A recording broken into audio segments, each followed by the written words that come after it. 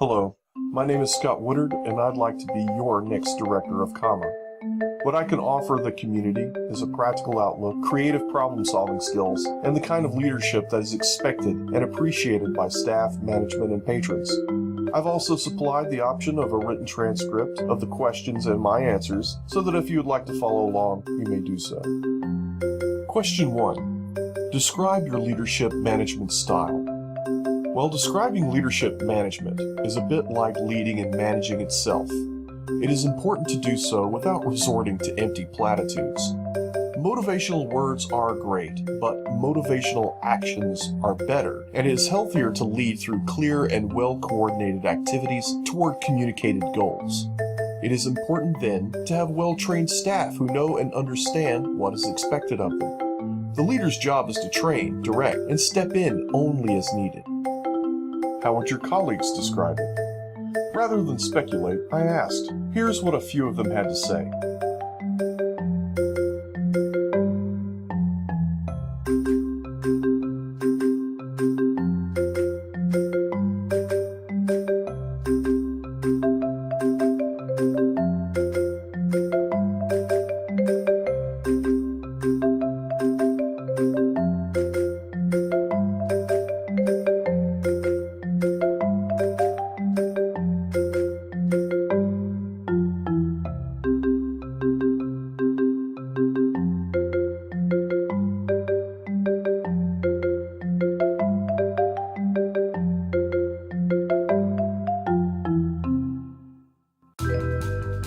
Question 2.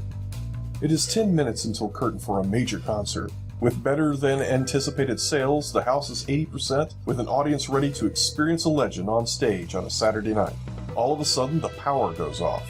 Facility stage warmers and house lighting go black. The pre-show music stops. How do you handle it? Well, what do you do when the lights go out? Every public facility should have an emergency action plan in place for this very contingency. While rare, these kinds of events do occur, and it is important that all employees are trained in the appropriate response so that when the unexpected occurs, the reaction by the team members is calm, immediate, and suitable. First, the safety of the patrons must be addressed. The front of house team will check on individuals who may be in bathrooms or other areas of the building, while management communicates to the patrons and asks them to remain calm in their seats and address any questions or concerns they may immediately have. The stage crew will do the same for the stage area and help take care of anyone in the wings and backstage. Constant communication is very important. Secondly, while the front of house team moves to help monitor the seating area, management should be communicating with appropriate contacts to determine the reason behind the loss of power and defining the time frame of the repair and when power can be expected to be restored. A determination is made based on that time frame as to whether to continue with the event or to evacuate the building of patrons and non-essential employees. Lastly, the plan is communicated to the patrons and the artists. If power is expected to be restored shortly, then the status quo should be maintained for that expected time frame. If the determination is made to evacuate the building and it is safe to do so, the team will begin to initiate the calm and safe evacuation of the building to a predetermined location outside. Any compensation or refunds based on the cancellation of the event will occur based on policies already in place. Question 3. Would you describe yourself as a detail-oriented person or a big-picture person? Please give examples to support your answer. I am a big-picture person. While I love details and realize that details are very important, it is easy to get distracted and bogged down by small issues and to forget the original impetus behind any endeavor or subject. For example, when I first started at Lenoir-Rhyne, I put together a plan to get our older main facility to last another 10 years, while projecting a major renovation in the long run. Ultimately, every decision was made towards that goal. After more than a decade at LR, we are now on track and putting together the final pieces in that major multi-million-dollar renovation. Question 4. Please describe your first week as the director of comma.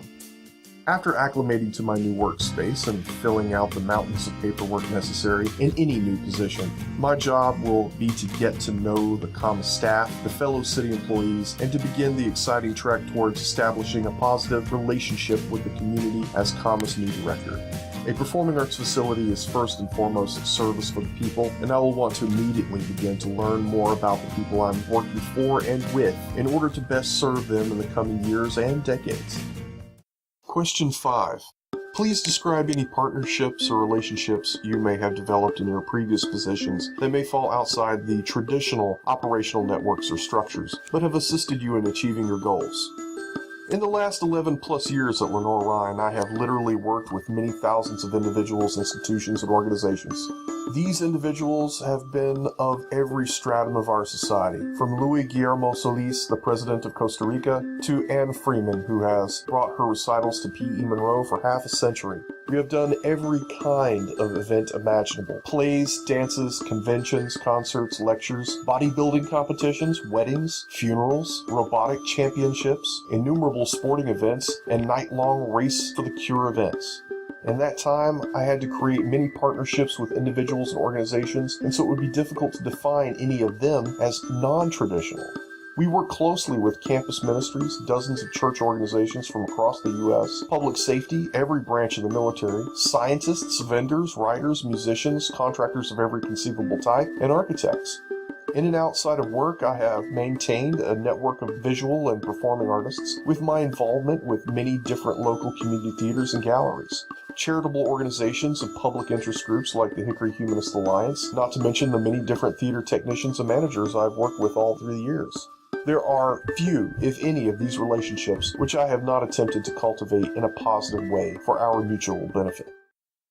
Question 6. A season ticket holder arrives 1 hour late. In fact, the second act of a sold-out performance of Nutcracker is just beginning. Her 2 seats have been taken by 2 standing room guests who refuse to move. The season ticket holders demand that these are their paid-for seats for the season, and no one should be able to be seated in them whether they attend the season events or not. How do you handle this? Please be specific. Problems like this are best solved before they become problems. Most performing arts facilities have clear stipulations about the purchase of tickets, including season tickets and special events, which state that the facility reserves the right to fill empty seats, sometimes as early as 15 minutes prior to the event.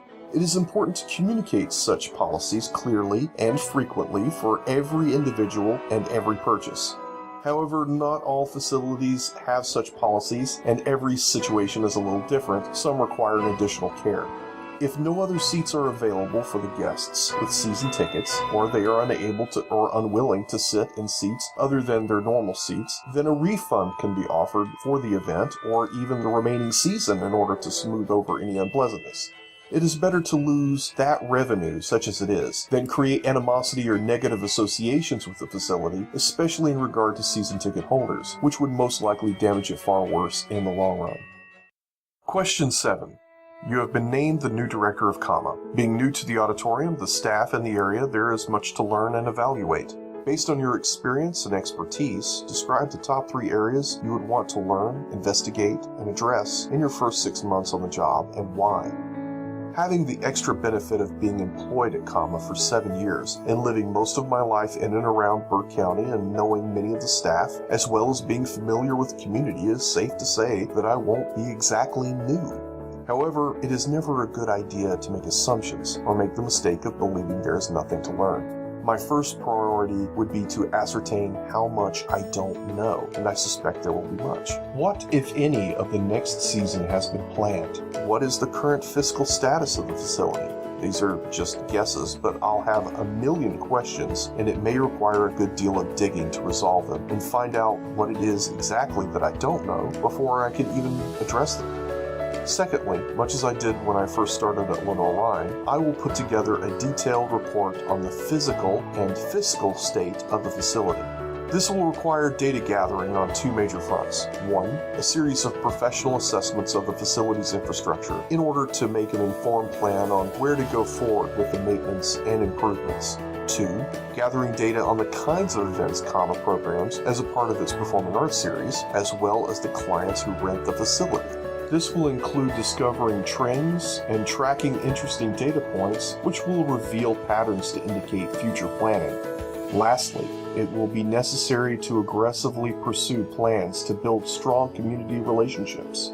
21st century entertainment is changing so quickly and in many cases unpredictably that only by creating partnerships with educators, community organizers, entertainers, and everyone in the community who has an investment in the municipal auditorium can we hedge our facility's future.